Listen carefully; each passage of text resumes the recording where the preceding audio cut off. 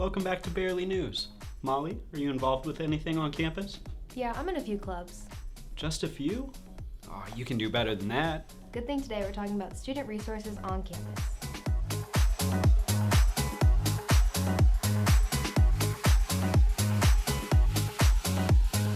Kobe, aren't you happy spring is here? Definitely. The sunny weather, the Capri Suns, the flowers and vegetation blooming and growing.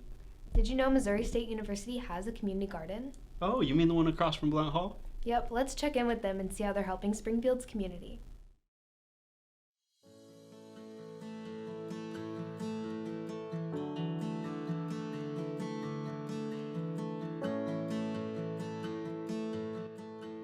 I'm Alejandro Padron. I'm the current manager here at the campus garden. I'm a senior and I am a plant science major at the College of Ag. And a couple years ago, my first year, the campus garden came through and presented in one of my classes on what they are, what they do, and the fact they're hiring future positions.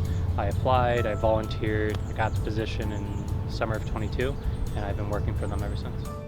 So the campus garden grows a wide variety of produce. I mean, we've grown things from like eggplants, tomatillos, tomatoes, potatoes, a bunch of different herbs, sunflowers, cut flowers. I could go on and list them all. But probably hands down one of my favorites to grow is giant sunflowers, because that's the first thing I ever grew when I started gardening 8 years ago, and that's what started me down the path of plant science. So it holds a spot in my heart. So it's not just spring, summer, and fall that the garden's very busy. Winter is also happens to be a really busy time of year for us as well. It involves prepping the beds for next season, planting cover crops to put nutrients back into the soil, and the tedious plan of planting an entire garden for the next year. I like having everything ready to go when spring comes around so we can get plants in the ground as quickly as possible. So in my opinion, the most interesting thing here about the garden is just the wide variety of things we can do, between all the different plants we can do, the events we can host, the ways we can give back to the community. It's truly special. I mean, the last couple of years that I've been here, the things I got to participate in are truly amazing, and I like giving back to students here on campus, the community in general, and it's been a very interesting ride. Campus Garden gives back, especially to campus. Everything we grow here is donated back to the Bear Pantry for students to take fresh produce that they might not be able to afford elsewhere. And the garden's also a part of Springfield Community Gardens, so we're a part of a network of gardens all across Springfield so people can come out and learn and volunteer. The Campus Garden has a couple of workshops and events throughout the year. In the past, I know they've done how to start your own seedlings, microgreens, stuff along that line. They also do a handful of events throughout the year. So I know last year we've done pumpkin carving. That seems to be one of the more popular ones. And then every year as students come back, we do yoga in the garden, which seems to be the most popular one. We've had I think 80 plus students show up for that. So a little bit of everything in the garden. I'd say the easiest way to get to the campus garden is you could look us up on Google Maps, 930 East Normal Street, or you can go south of Blount Hall, across Grand, across from lot 18A, and you'll see us right there. See the shed first and then the garden beds. So the campus garden actually has an event next Thursday, co-hosted with Zach. It is a pot painting event. The campus garden will be there giving out little succulent cuttings so students can start their own succulents at home. We have volunteer hours on Saturdays, 8 a.m. to 10 a.m. You can sign up on Point. You can find that information on our Instagram page. If you ever have questions about the campus garden or just gardening in general, always more than welcome to email us at the campusgarden@missouri-state.edu.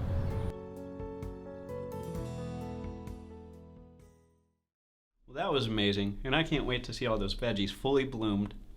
Totally. Plus it looks relaxing and fun to help volunteer. And we're going to be helping with the Bear Pantry. Let's go sign up. Have you ever needed help transitioning from one thing to another? All the time. That's why you're here. We check the transition closet in the PSU, where students can go from moving one stage of life to another.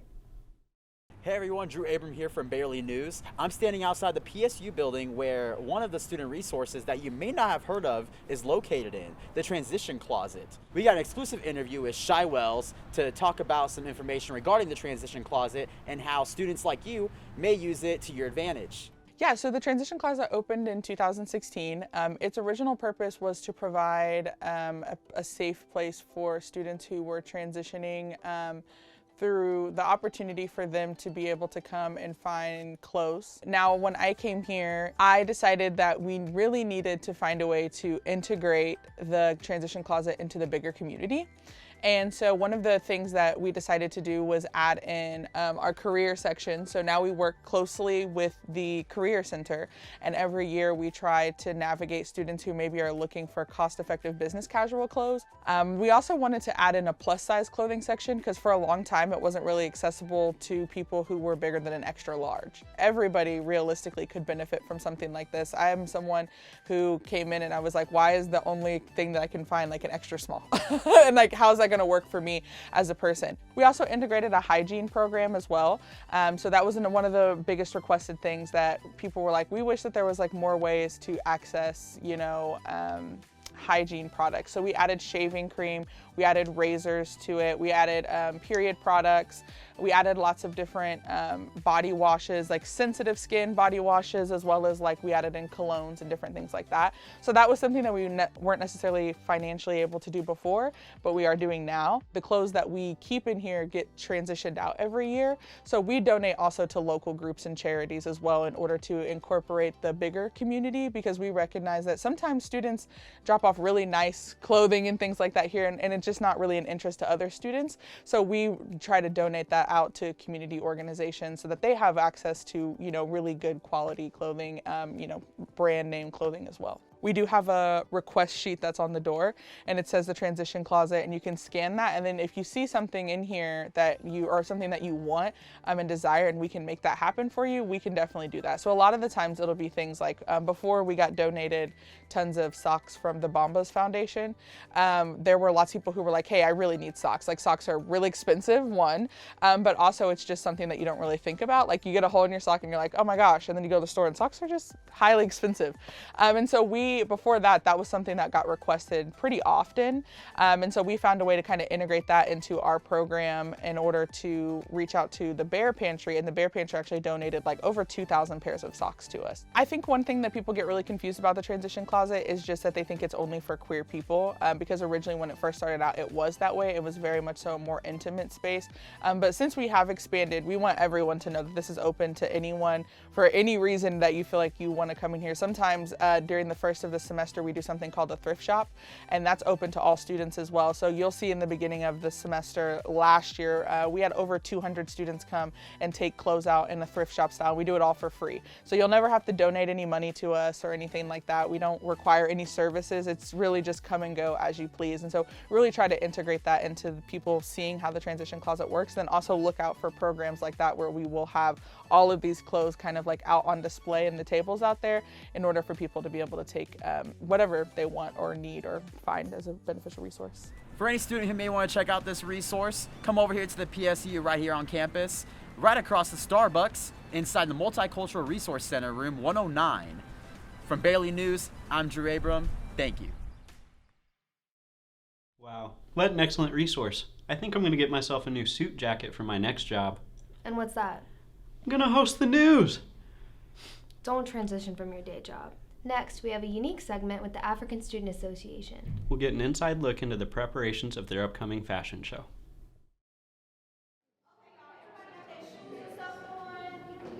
Today, our Bailey News team had the opportunity to watch the African Student Association rehearse for the upcoming formal banquet and talent show. We also had the opportunity to interview a few members of the organization. We're actually practicing for a good event coming up, an ASA banquet.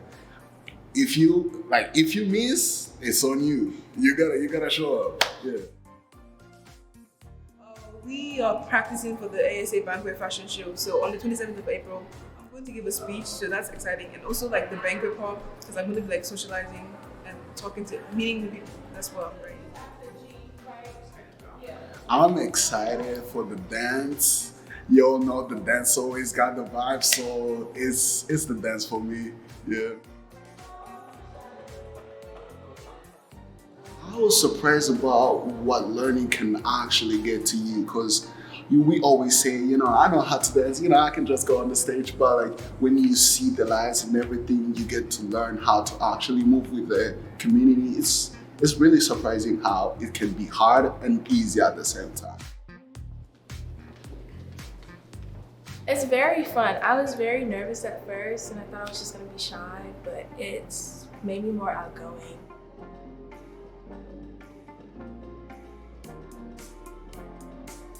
I joined because I found out that it's a good organization. They have many events planned. It's a family, so I feel included.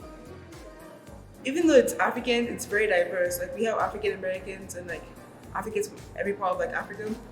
So like I have learned like different cultures, different food. I see people's like clothing and I'm like, okay, this is cool. It's very like homey, it's like a family, and then you just get to like know more about each other's like traditions, countries. Everyone is friends. Like I'm like in some other organizations, like we don't talk to each other after school, we don't see each other after the organization, but like we are like friends, we go to each other's houses, we dance with each other, we hang out with each other. Yeah, well, the only word advice I can give you right now, if you want to join ASA, please make sure you attend the banquet so that you can see what's going on. And then if you find it good, then I'll see you next year.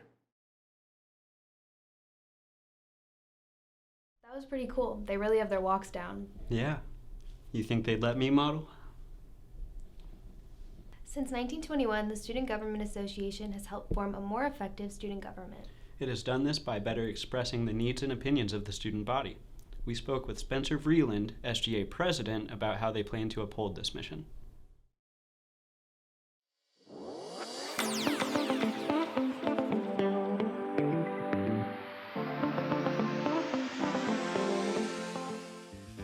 Each administration that comes into Student Government Association focuses on different topics. So for our administration, we focused on effective engagement, inspiring innovation, and advancing leadership. Within those three pillars had a lot of initiatives. So some examples that kind of fell under these pillars were building a commuter corner for students who are coming and commuting to campus.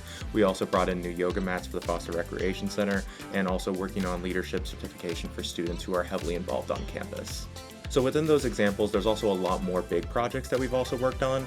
So within the WIRIC fund that we build for capital improvements on campus, we managed to pass a bill to add Bearline stops for the Bearline system. As well as the Bearline system, SGA actually brought that up within many decades ago and actually brought the Bearline system to campus. So with us kind of having one foot out the door and leaving a little bit of a mark, one of the things that we're really excited for about moving into next year is actually building more of a direction system for students who may be coming to campus, don't know where they are on campus. So we're having signage directories within Placer Student Union, Bear Park North, and Bear Park South. So within our roles, we also have a Director of Diversity and Inclusion, but as well within every administration, we do focus on building a community, knowing that the student body is very vast, very big, and honestly, from all walks of life, we really want to make sure every student has a voice in our community. So within our initiatives, effective engagement was one of those pillars that we really wanted to spearhead and make sure that every student who comes to our campus and wants to join SGA is able to be influenced by the projects that we're bringing to campus to make sure every student is benefited from. This year, we've actually had a fortunate enough relationship with a lot of organizations through campus. So within our Student Initiative Fund, we supported a lot of organizations such as the Exercise Movement Society, being able for them to attend their leadership conference. We've also partnered with Student Activities Council, or SAC. We promoted Take Back the Night, as well as a lot of inclusivity events, and also working with Traditions Council to make sure we can help bring school spirit to everybody on the campus.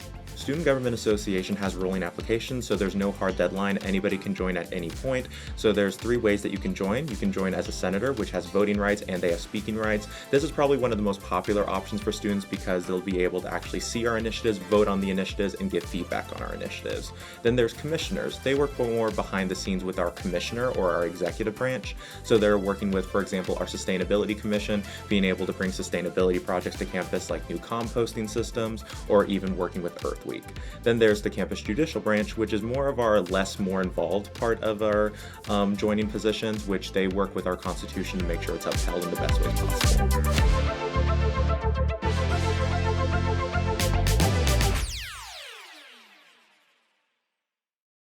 SGA Senate sessions are held every Tuesday at 5:30 p.m. in the PSU room 313.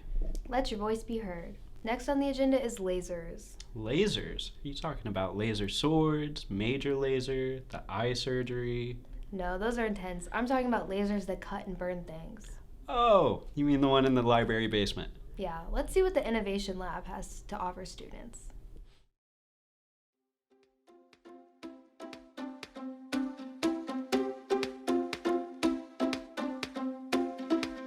Well, the lab is a place that you can just come and, if you have just an idea you're not sure about, just come here and we can talk about it. We can try some things.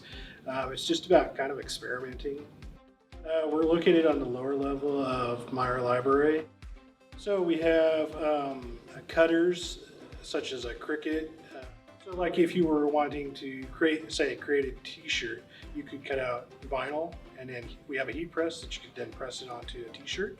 And we've got these wonderful Teflon sheets, which helps to save this heater that you lay over your stuff when you put it on there. But you take your stuff there, you weed it out over here. So you put your shirt on there first, heat it for a second, dry it out, make sure it's flat.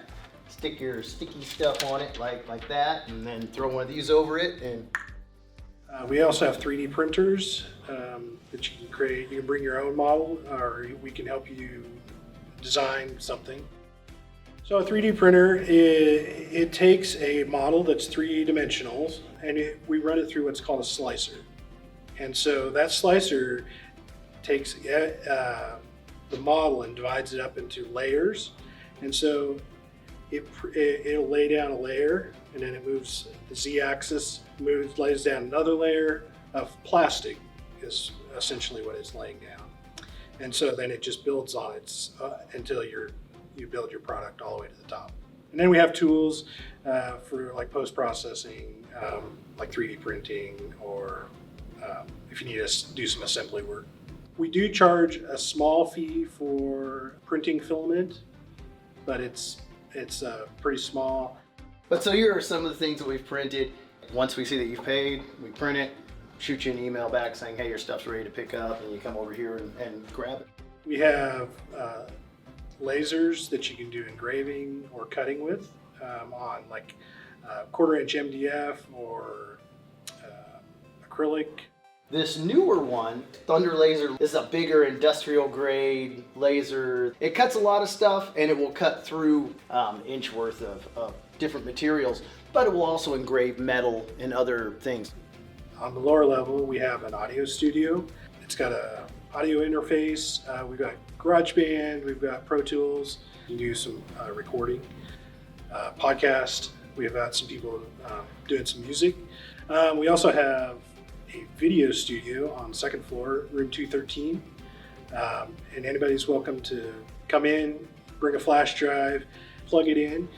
There's one button you push to start. It's set up with lights, backdrop, and a camera, and it'll record to your flash drive. Push another button, you stop it, and you've got your film set up. Yeah, there's no charge. If you bring your own materials in, you're just welcome to use the equipment. Contact me. My email address, Nathan Neuschwander at MissouriState.edu. The lab is open, so anybody's welcome to drop in and talk to us.